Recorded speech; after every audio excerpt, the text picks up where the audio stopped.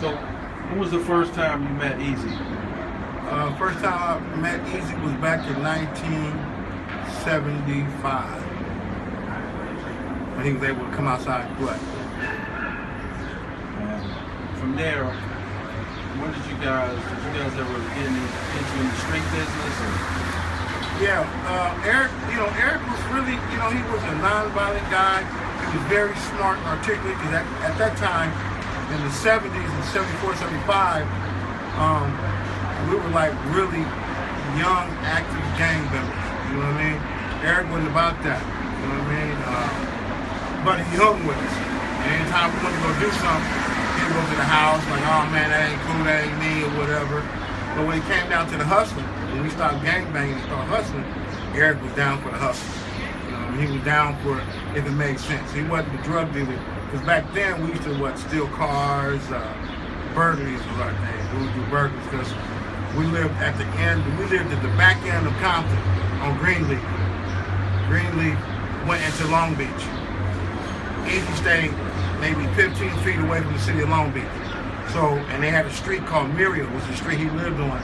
And that street ran from Compton all the way to Long Beach. You see, back in the days, we would do burglaries in Long Beach. And if the police chased us, we would run or in stolen cars. As soon as we hit Greenleaf, the Long Beach PD would stop because they wasn't in that jurisdiction. So Eric was more of a hustler. When we started hustling, he picked up that game real quick. So it sounds like you basically turned him out on burglaries. We did burglaries. One thing we didn't let Eric do, we never let him go in the house. He used to be like a watch out. You know what I mean? So if it was four of us, which was me, Gregory Tucker, Gregory Tucker is in the documentary I did, sitting in the car. Gregory was a car thief. He can hop in the car and start up and go. Eric liked it that because it mesmerized him. How do you do that? You know what I mean? Eric was an innovator. At a young age, he was always curious on how you did things. He was curious on how you know nobody ain't home in that house. You know what I mean? So, because I was a couple years older than Eric. I know I was a couple years older than Eric. So we was always advanced. So I remember one story, we did a burglary, and I did it maybe before that. There was some new people who moved to our house on Caress, and I broke in their house the next day after they moved in and went to work. And I didn't have a car, I have nothing, so I went around to Eric's house and said, Eric, let me use your car. He had a maroon 72 glass house with a white vinyl top. And he's like, for what? I said, come on, let me use your car, man. We did a burglary, we gotta get the TVs out. Oh, no, let me go, I drive, you know. So we went around, I had to back the car up, popped the trunk, and this is before. See, when we did burglary before, all we wanted was the guns. We were looking for guns. Now I started getting the color TVs, the VCRs, the camcorders. So I grabbed like some 27-inch Sony color televisions, put them in the back seat. All right, let's go. So he's driving, and he looked and said, man, let me buy them TVs. All right, for what? I give it to my mom. I said, Eric, no, we don't take stolen TVs to the house. We dump them, make the money, go buy your mom's a brand new TV in the box. But he was that kind of guy. Like, you ain't gonna take it away, I'll buy him. You know what I mean? But he was cool like that. But we would never jeopardize Eric in that fashion because he was a little younger than us. Were you around when he formed the group? Yeah. Eric, once Eric inherited the drug gang, he inherited that. That dropped in his lap. That it wasn't like he was in the dope gang. That wasn't his gang, because that wasn't our gang. You know what I mean? We was more hustlers, burglarizers, jackers, and stuff like that. But when he inherited the drugs and the money, he was like, let me dump this. Instead of people going to get a $50 eighth, he would give you a $100 eighth for $50. So he blew out all the other drug dealers in the hood. That's how he made his money so quick. Okay. Once he did that, he knew, because we tripped off of Sugar Hill Gang. That was our first time hearing hip hop. He did hip hop and the scratching and stuff. Like, wow, what is that? So he was curious about that. Now, what Eric did, he knew he didn't want to be a drug dealer all his life. And he didn't want to be a burglarizer or a gangbanger. So he found a way in his mind. He wanted to start a record label. His desire was to start a record label and be an executive. So he hooked up with the right people. Actually, Dr. Dre and ran them. Dr. Dre actually and Alonzo them and Yellow them used to DJ. We had a Kelly Parkers in our neighborhood. And we had a thing called the Hut, which was where you can go inside and rent the caroms or the tetherball or the basketball. So it was a stage in there. So at night, they would do showcases. And it would be, we had Tweety Bird Lope, was a local artist from the neighborhood. He had a group called the Bodyguards. And Eric used to come there and watch him do that all the time. But Tweety Bird was a drug dealer. He used to sell weed. So Eric said, now, he's selling weed and got a rap group called the Bodyguards. So that sparked the interest. Now I can remember one day just waking up, ain't seen Eric in a couple months, and he threw a showcase up there, and that was my first time hearing Miss Chalet. That was my first time hearing her sing, and that was my first time hearing her talk like a baby, and it was crazy. And actually, we thought Eric was crazy getting into the music business. He died so suddenly. And I know that affected people who close to him. What do you think about the rumors that swirl of how he actually died? Well, just to let y'all know, Eric's death was investigated by the FBI. So the people that were involved in the investigation know about the investigation. And when Eric died, we had President Bush in office. And once the FBI, they actually investigated Tupac's death too, simultaneously. And once they found out Eric actually died and who was most likely the perpetrators, it was so high up that President Bush classified the documents and no charges were brought against the people who actually did that to Eric. Well, when you say did that, what do you mean? Well, Eric, Eric, just my belief. I ain't saying what nobody else thinks. I got an opportunity to talk to my homeboy 4 days before he died. Actually, a week before he died. Because once we went up there, all hell broke loose. They took Eric's name down, moved to another floor. Once they found out somebody knew where he was.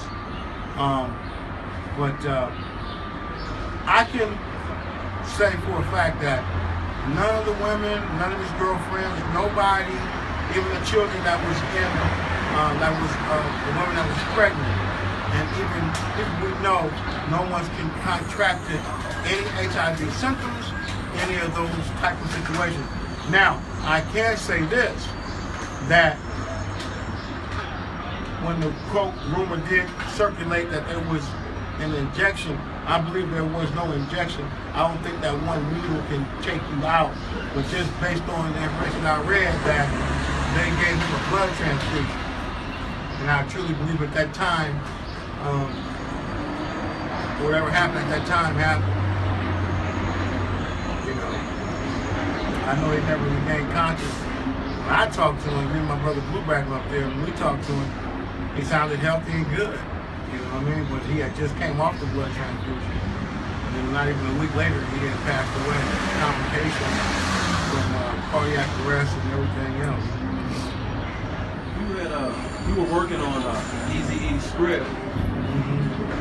Well, what happened? What were the pitfalls with that? Well, it wasn't really a pitfall. It was my thing was always, and I still do to this day, regardless of what part of the country I'm in or who I'm working with, I represent Eazy, I represent Compton, I represent the blueprint and the foundation that he built. I was his homeboy. He gave me that game way before he passed away. He gave me the blueprints of this entertainment business, which I held on for years. And after he passed away, I opened the record shop. But to answer that question,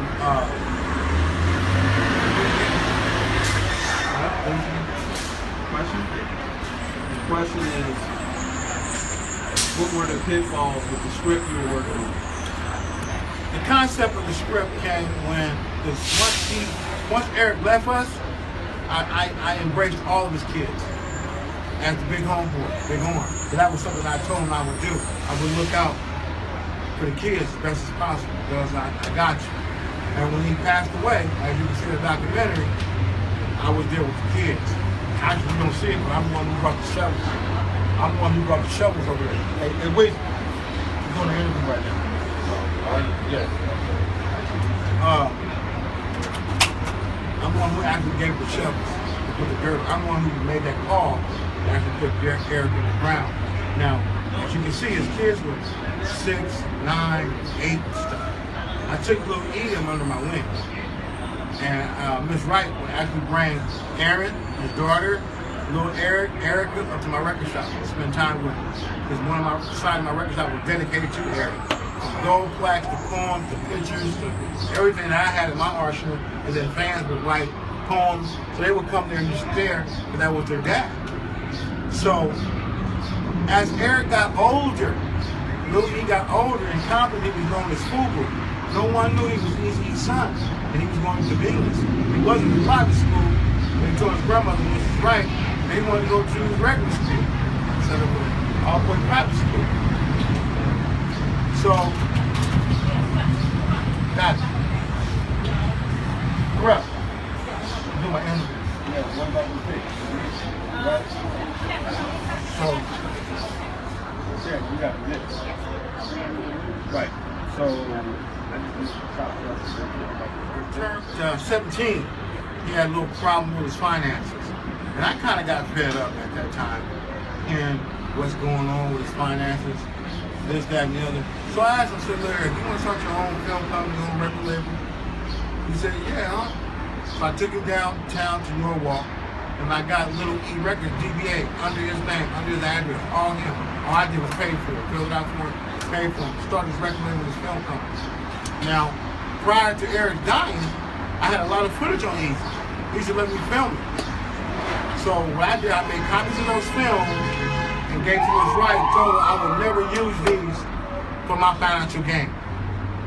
Okay? So we got that down. So when I told Lil E, after he told me the story what was going on, I said, man, we're gonna start your record label, film you, take care. We're gonna do a documentary on your dad. Cool. Same executive producer. Long story short, we put the lifetime with Eazy E out. Okay? Behind the scenes footage. Now, as me and Dad started grooming him for the entertainment business, at this point now, we're going to groom him for the entertainment business as an executive. I never thought he'd grab the mic because he didn't have to. We're going to start signing these groups, push the groups to you, we do Lil E Films, do Lil E Records, you're going to fly. I said, then Chris, one of our friends said, man, let's do the Eazy E story told by Lil Eazy. Oh, okay, great job. Lil E, you want to do the movie? He's like, yeah, I'm down. Play your dad, do all that, yeah. So we got a writer, and what happened was, I was actually one to go get Yella, Ren, Big Man, the twins to tell stories to Chris. And me and Yella then started getting Big Man to tell stories. So what happened was, Chris had an agent to come down from Canada to shot the movie, to shot the script, to get it locked in.